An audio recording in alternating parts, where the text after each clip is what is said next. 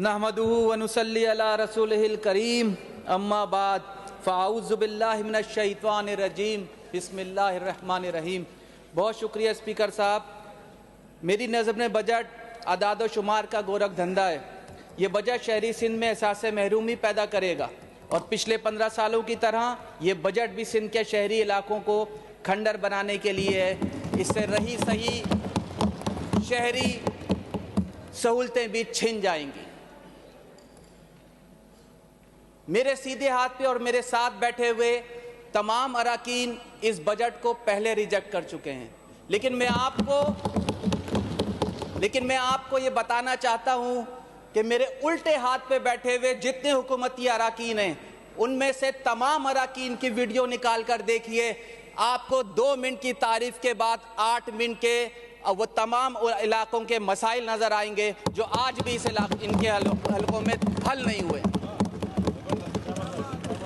2 minute की हुकूमत की तारीफ के बाद 8 मिनट अपने हलकों का रोना रोते हुए नजर आएंगे। आपको हुकूमती अराकीन भी तमाम वीडियो निकाल के देख लीजिए। एक भी 10 मिनट की तारीफ अगर आपको इस बजट के लिए नजर आ गई तो इसको मुत्तफ़क़ा तौर पे पास कर दीजिए।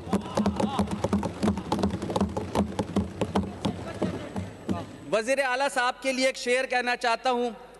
अक्सर वो फैसले मेरे हक में गलत हुए, अक्सर वो फैसले मेरे हक में गलत हुए, जिन फैसलों के नीचे तेरे दस्तखत हुए।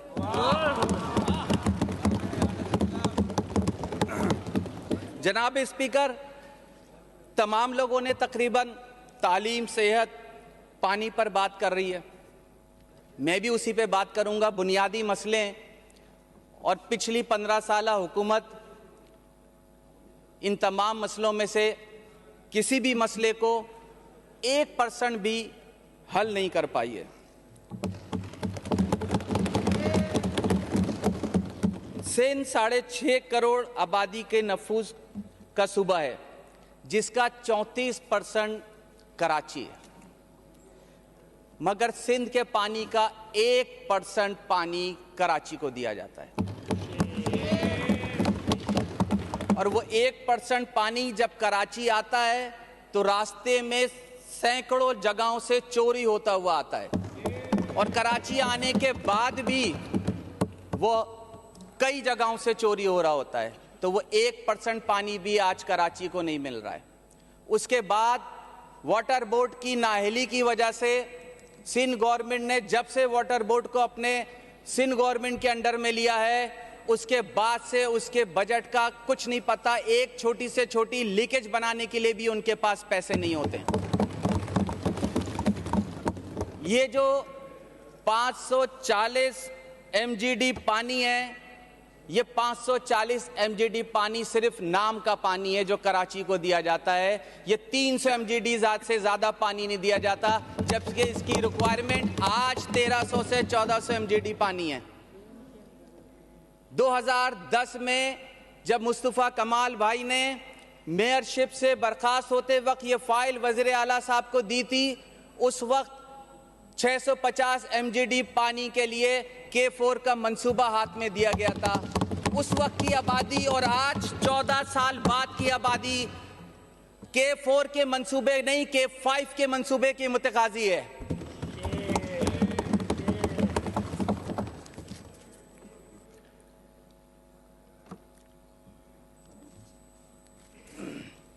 स्पीकर साहब, पानी के बाद मैं कुछ अस्पतालों का जिक्र करूंगा। यहाँ बहुत बातें की गई हैं। मैंने इस बजट को आंखें खोल खोल के देखा है।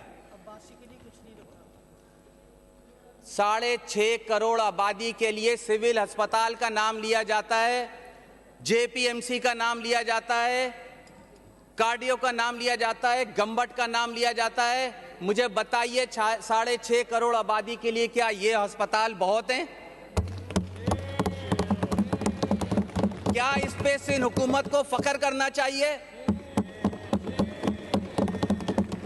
या इसके बाद आज ये तय करना चाहिए कि हर डिस्ट्रिक्ट में एक state of the art hospital होना चाहिए। वो चाहे कराची से कश्मीर तक के हर डिस्ट्रिक्ट में state of the art hospital होना चाहिए।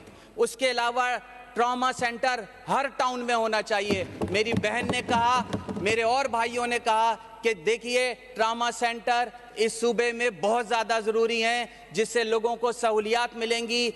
उनको एक्सीडेंट हो जाता है, उनके साथ कोई हादसा हो जाता है, ब्लड की जो है वो ज़्यादती की वजह से, ज़ाया होने की वजह से उनकी अमवात हो जाया करती हैं।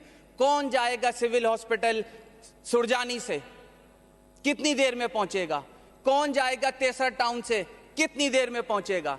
कौन जाएगा मेमार से, कितनी देर में पहुंचेगा? आप बताइए, अगर यही ट्रॉमा सेंटर आपने अपने टाउनों में होंगे तो किस तरह से ये सहूलियात आप फराहम कर सकते हैं? आपने क्या किया है? अब्बासी शहीद अस्पताल इस वक्त ज़रूरियात पूरी करता है डिस्ट्रिक्ट सेंट्रल के अलावा सुरजानी की, तेसर टाउन की, मेमार की, स्कीम 33 की और उसके अलावा उसके मुल्क और इलाकों की। 2012 में सिंध गवर्नमेंट ने इसके ऊपर पीएसडीपी के तहत काम शुरू किया था। आज 2025 है स्पीकर साहब, 2024 है और 2024-25 में भी इसका जो तखमीना है वो 1.745 अरब रुपए मुख्तस किए गए और ये कहा गया है बुक में कि इस साल ये मुकम्मल कर लिया जाएगा। लेकिन जब बुक के आखिर में मैं देखता हूं तो इसके ऊपर सिर्फ 15% का आदा है, यानी ये इस साल भी मुकम्मल नहीं होने वाला। डिस्ट्रिक्ट सेंट्रल का ये अस्पताल आपकी गुड गवर्नेंस का मुंह बोलता सबूत है।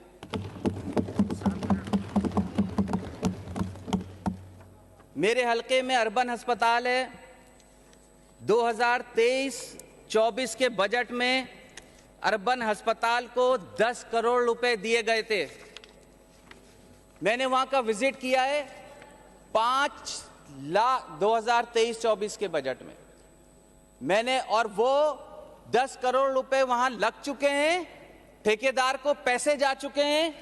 मैंने वहां का विजिट किया, उसके बाद मैंने वर्क्स एंड सर्विसेज को लेटर लिखा, मैंने ये चीफ मिनिस्टर साहब को अरसाल किया, मैंने ये दीगर इदारों को, एंटी करप्शन तक को अरसाल किया। उसके ऊपर 5 लाख से ज्यादा पैसे नहीं लगे। ये हालत है उसके टॉयलेट की और उस हॉस्पिटल की।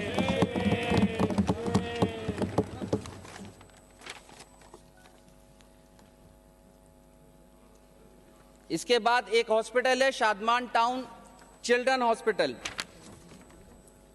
यह अस्पताल मोहतरमा बेनजीर भुट्टो ने 1988 में इसका संगे बुनियाद रखा था और हेलीकॉप्टर पे आई थी वो इसका संगे बुनियाद रखने के लिए।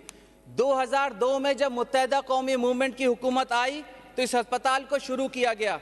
यह अस्पताल बाकायदा SNE बनवाकर इसमें एम्प्लॉयमेंट कर दी गई। 50 बेडेड अस्पताल शुरू किया गया। इसके बाद 2016 में जापान की तंजीम से एक नई बिल्डिंग जो जायका के नाम से तंजीम थी उसके ताउन से नई बिल्डिंग बनाई गई।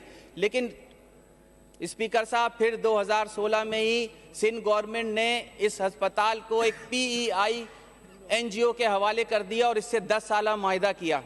यह अस्पताल NICH के बाद सिंध का दूसरा बड़ा अस्पताल है जो कि 220 बेडेड और रोजाना 2500 OPD की बुनियाद पर चलने वाला यह अस्पताल गरीबों को सहूलियात पहुंचाने के लिए था।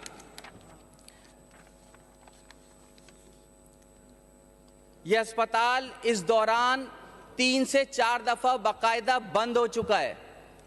आज ये अस्पताल चल रहा है 5-5, 6-6 माह इसकी सैलरी एम्प्लॉयज को नहीं दी जाती और आज NGO इसके अंदर 400 मुलाजमीन जो कि 5 माह से तनख्वाहों से आज भी महरूम है। ये माशी बदहाली का शिकार हैं। इनको तनख्वाहें हंगामी बुनियादों पर अदा की जाएं और अस्पताल में दवाओं की फराहमी यकीनी बनाई जाए। तमाम मुलाजमीन को सिंध गवर्नमेंट अपने पैरोल पर तनख्वाहें अदा करे। वैसे तो पूरे सिंध में तालीम का जो हाल है वो मुझसे हुकूमती और अपोजिशन ही अरकान सभी जानते हैं, लेकिन मेरे हलके में कुछ स्कूल हैं जिनसे मैं आपको वाइंड अप कर लें स्पीच जी। अभी तो 9 मिनट हुए हैं, 10 मिनट पूरे नहीं हुए। ये वो स्कूल है, पीला स्कूल, मशहूर स्कूल, जिसकी बिल्डिंग के अंदर 5 इमारतें प्राइमरी स्कूल की हैं और 2 इमारतें सेकेंडरी स्कूल की हैं। इसके अंदर बाथरूम की और स्ट्रक्चर की, इंफ्रास्ट्रक्चर की यह हालत है। इसके बाद एक स्कूल है मौलाना शौकत अली स्कूल सेक्टर 3 में। इस स्कूल के साथ ग्राउंड में सेवरेज का और बारिश का पानी जमा हुआ है। इधर ना तालीम हासिल कर सकते हैं बच्चे और ना ये स्कूल खुलने के काबिल है। इसके बाद एक स्कूल है 5B3 में, मदीना स्कूल के नाम से। ये टीन की चादरों पे मुश्तमिल ये स्कूल, मेरे हलके में टीन की चादरों पे मुश्तमिल ये स्कूल है। और ये टीन की चादरें भी गली हुई हैं, बारिश होती है तो बच्चे किस तरह पढ़ते होंगे ये आप समझ सकते हैं अच्छी तरह। ये तालीमी निज़ाम है और ये वो बजट है जो 15 साल पिछले बजटों में इसको बन जाना चाहिए था, इनको मुकम्मल हो जाना चाहिए था, लेकिन ये मुकम्मल नहीं हुए हैं। मैं आपसे रियान साहब 11 मिनट हो गए। बस मैं स्पीकर साहब आखिर में सिर्फ एक बात, मैं सिर्फ यहाँ पे इनके ऊपर तनकीद करने नहीं आया हूँ। पिछली दफ़ा भी मैंने जब कॉल अटेंशन की थी तो मैंने बात की थी कि हल क्या है। देखिए स्पीकर साहब, MKM की मौजूदा क़यादत ने शहरी सिंध में बहुत कुर्बानियों के बाद अमन और भाईचारे का ऐसा माहौल पैदा किया है जिसके बाद शहर में रहने वाली तमाम इकाइयाँ पुरानी नफरतें ख़त्म करके एक हो रही हैं। इसकी मिसाल असम्बली में मौजूद मुख्तलिफ ज़ुबानें बोलने वाले अपोजिशन बेंचों पर बैठे ये अरकान हैं जिन्हें इन हलकों ने मुंतखब किया है, जो माजी में कभी MKM के हलके नहीं हुआ करते थे। मेरी मौजूदा क़यादत मोहब्बत, भाईचारे और अमन के लिए कोशा है और इसके लिए हमने बड़ी कुर्बानियाँ दी हैं। मैं इस ऐवान के तवस्सुत से हुकूमत को अपनी क़यादत का पैगाम देना चाहता हूँ। आइए तासुब और नफरत की सियासत छोड़कर शहरी सिंध को अपनाने की बात करें। हम पिछले 15 साल की नाइंसाफ़ी और ज़्यादती की बात नहीं करते, आगे बढ़ते हैं। इस बजट से शुरुआत करें, शहरी सिंध के लोगों को गले लगाएं, इनके बच्चों के सर पर शफकत का हाथ रखें, आए आगे बढ़ें। और मैं आपको बताऊं कि अगर हम चाहते हैं कि इस दफ़ा ये बजट करप्शन की नजत ना हो। बहुत शुक्रिया, थैंक यू। सिर्फ एक मोहम्मद यूसुफ बलोच जूनियर।